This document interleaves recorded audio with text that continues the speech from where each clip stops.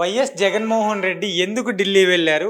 ఎందుకు వచ్చారో మనతో పాటు ఉన్న టీడీపీ ఫైర్ బ్రాండ్ ఆశా గారిని అడిగి తెలుసుకుందాం. మేడం చెప్పండి, జగన్మోహన్ రెడ్డి గారు ఎందుకు అసెంబ్లీలో నుంచి బయటికి వెళ్ళి ఢిల్లీలో ధర్నా చేశారు? జగన్మోహన్ రెడ్డి పాలనలో గత 5 సంవత్సరాల సైకో పాలనలో ప్రజలందరూ చూసింది. సైకో చేసిన పనుల మీద 150 సీటుకి 11 సీట్లు వాళ్ళకి సున్నా సుట్టి పంపించారు. వాడు ఏం చేయాలని అర్థం కాక కొన్ని రోజుల నుంచి, ఒక వారం నుంచి బయటికి రాకపోతే బయటికి వచ్చి ప్రజలకి ఏదో మళ్ళీ మభ్యపెట్టాలా, ప్రజలకి ఏదో అబద్ధాలాగా చెప్పాలని తను ఆలోచించుకున్నాడు. శవరాజ్యం గురించి, శవరాజ్యంలో ముందున్నది ఎవరంటే సైకో జగన్మోహన్ రెడ్డి. జగన్మోహన్ రెడ్డి కన్నా పేరు అతను. మరి ఆ సైకోగాడి గురించి చెప్పాలి అంటే మాకు ఇంకా ఇంకా వాడి గురించి మాట్లాడడానికి నోరు రావట్లేదు. మొన్న అసెంబ్లీలో వచ్చేటప్పుడు హై డ్రామా లాగా ఒక డ్రామా ఆడాడు. ఒక మాట జస్టిస్ గురించి, డ్రమక్కుసి గురించి మాట్లాడతా, ఇక్కడ జరిగే దాడుల గురించి, ఇక్కడ 36 మంది అత్యాచారానికి గురయ్యారని చెప్పారు.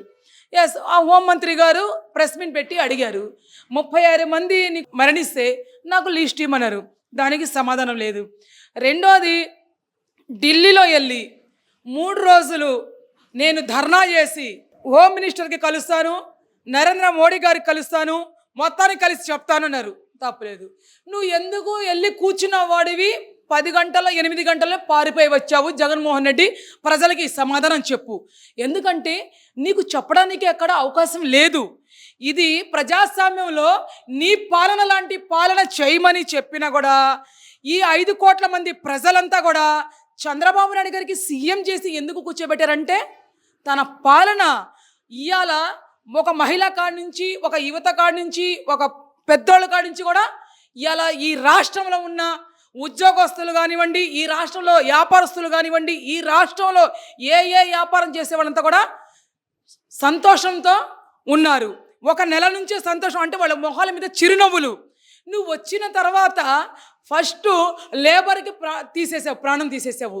లేబర్కి ప్రాణం ఏ రకంగా తీసేసావు? ఇసుక మాఫియా, ఇసుక తీసేసావు, సిమెంట్లు ఆపేసావు, రకరకాలుగా అసలు చెప్పలేని అన్నీ కూడా ఇబ్బందులన్నీ కూడా లేబర్ ప్రాణమే కొట్టేసిన వాడివి సైకో జగన్మోహన్ రెడ్డి. ఇప్పుడు ప్రధానంగా చూసుకుంటే జగన్మోహన్ రెడ్డి గారే ఇసుక మా ప్రభుత్వం కన్నా ఇప్పుడు ఎక్కువగా అమ్ముతున్నారని చెప్పేసి జగన్మోహన్ రెడ్డి ఈరోజు ప్రెస్ మీటర్లో పెట్టేసి చెప్తున్నారు కదా. మరి ఆ ప్రభుత్వం కన్నా ఈ ప్రభుత్వం ఎక్కువ రేటు మీద అమ్ముతుందంటారా? ఈ సైకోగాడు గురించి మీరు చెప్పినప్పుడు నాకు అడగటం, మీరు అడుగుతుంటే నాకు బాధ అనిపిస్తుంది. ఇసుక ఎక్కడన్నా ఎక్కువ అమ్మినట్టు కానివ్వండి, ఇసుక ఏదన్నా మాఫియా జరుగుతున్నట్టు కానివ్వండి, చూపించమని చెప్పండి. లేకపోతే ఆ సైకో ఎదవకి మెడ వంచేసి తీసుకెళ్ళి అక్కడ ఒప్పచెప్తాము, ఆ గుంటలో బుడుస్తాము. ఎక్కడన్నా ఇవాళ ఈ 45 రోజుల నుంచి గవర్నమెంట్ వచ్చి 45 రోజులు ఎక్కడన్నా ఇసుక మాఫియా జరిగిందా? ఎక్కడైనా ఏ మాఫియానా? ఏంటంటే ప్రజలకి ఏదో చేయాలని చెప్తున్నాడండి. ప్రజలు నమ్మట్లేదు, నమ్మరు. ఏదో ఇంకో ఎక్కడ దాకా ఎందుకు 11 సీట్లు పెట్టుకొని హైకోర్టుకి వెళ్ళేసి నాకు ప్రతిపక్షం హోదా ఇవ్వమంటే కోర్టు నవ్వింది. 11 సీట్లు తీసుకొచ్చేసి దాని గురించి మేము నీకు ప్రతిపక్ష హోదా ఇవ్వమని ఏ రకంగా చెప్పాలని నవ్వింది.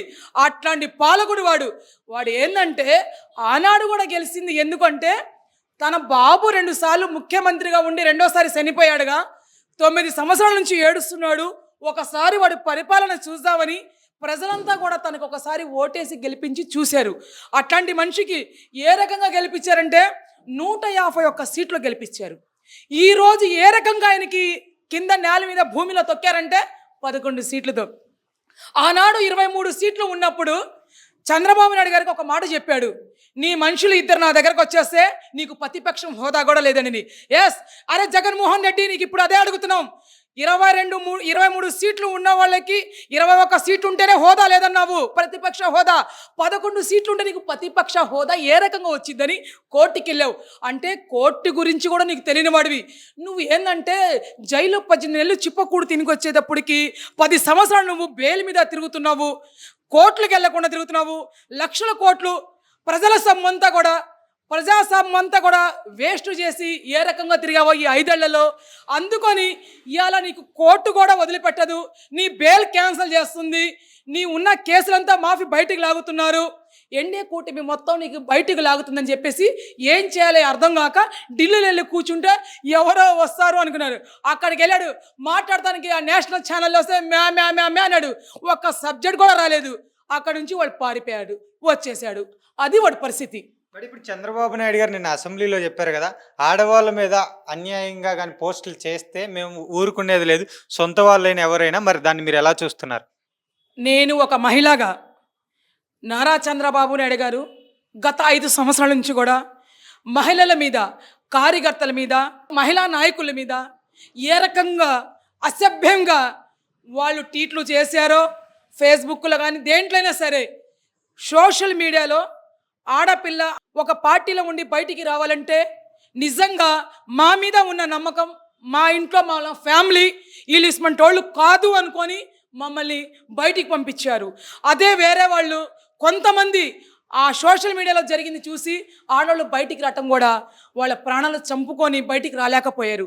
ఎందుకంటే వీళ్ళు సైకో జగన్మోహన్ రెడ్డి పాలనలో ఇదేంటండి రాజ్యం పాలన చేయండి నాయకుళ్ళారా అంటే ఆనాడు వాళ్ళు సోషల్ మీడియాలో గలీజ్గా వాళ్ళు బిహేవర్గా మహిళల గురించి, మహిళలంటే మేమే కాదండి, ఒక సీఎం కూతురు మా బోనమ్మ గురించే వాళ్ళు అసెంబ్లీలోనే అసభ్యంగా మాట్లాడినప్పుడు మా చంద్రబాబు గారు ఇట్లా లెగిసి, రాజకీయాల్లో నేను 45 సంవత్సరాలు అయింది కానీ వచ్చి ఇట్లాంటి రాజకీయం నేను చూడలేదు, ఈ రాజకీయం నాకు అవసరం లేదు, నా కుటుంబాన్ని గురించి కూడా ఈ రోడ్డు మీద ఈ రకంగా మాట్లాడుతుంటే నేను సహించను, నాకు ఈ అవసరం లేదని ఆయన శబ్దం చేసి వెళ్ళారు. ఒకటే శబ్దం చేశారు, ఏ రోజు తెలుగుదేశం పార్టీగా నేను సీఎంగానే వస్తాను తప్ప నేను ఎమ్మెల్యేగా రాను అని, ప్రతిపక్షం నాయకుడు కూడా నేను ఉండను అని చెప్పేసి ఆయన శబ్దం చేసి వెళ్ళి ఈరోజు ఒక సీఎంగా కూర్చొని ఆయన మహిళల మీద చేసిన సోషల్ మీడియా దాడి ఆయన కళ్ళల్లో కళ్ళు కట్టినట్టు చూశారు. అంటే ఒక స్త్రీకి పెట్టలేని ఫోటోలు వాళ్ళు మాఫీ చేసి ఏ రకంగా పెట్టారని చూశారు. ఆ రోజు ఈ మహిళలంతా కూడా బాబుకి ఒకటే ఏడ్చారు. ఏం చెప్పుకొని ఏడ్చారంటే, బాబు గారు తెలుగుదేశం పార్టీ అధికారంలో వస్తుంది, మీరు సీఎం అయిన వెంటనే మా మహిళల మీద సోషల్ మీద జరిగిన దాడులకి ఖండించండి అని చెప్పారు. అందుకనే ఇలా అసెంబ్లీలో బాబు గారు ఆ మాట చెప్పటం నిజమైంది. ఎందుకంటే తెలుగుదేశం పార్టీ అంటే మహిళల పక్ష పార్టీ. ఇలా మహిళలు ఉంటేనే చంద్రబాబు నాయుడు గారు ఉన్నారు. 5 కోట్ల మందిలో 3 కోట్ల మంది మహిళలే ఎక్కువ ఉన్నారు. మీరు గమనించండి, ఈ మహిళలతోనే ఏ పార్టీ అయినా సరే, తెలుగుదేశం కానివ్వండి, మన వైసీపీ కానివ్వండి, కాంగ్రెస్, ఏ పార్టీలో అయినా సరే మహిళ తలుచుకుంటే ఏ పార్టీనైనా పైకి తేగలిగిద్ది, ఎవరికైనా కూడా కింద పూడ్చగలిగిద్ది. అది మహిళా శక్తికే సహజం.